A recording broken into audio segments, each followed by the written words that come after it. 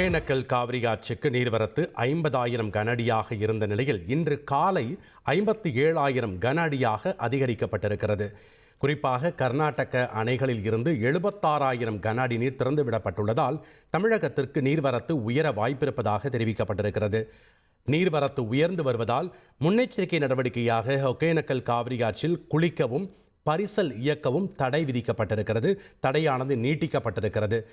இன்னும் 2 தினங்களில் அடுத்த சில நாட்களில் தமிழகத்துக்கு நீர்வரத்து உயர வாய்ப்பு இருக்கிறது.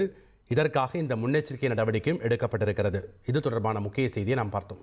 ட்ரெண்டை ஃப்ரெண்ட் ஆக்கிக்கோங்க. 2.5 கோடிக்கும் அதிகமான தந்தி டிவியின் சப்ஸ்கிரைபர்ஸ் அண்ட் ஃபாலோவர்ஸ் குடும்பத்தில் நீங்களும் இணையுங்க.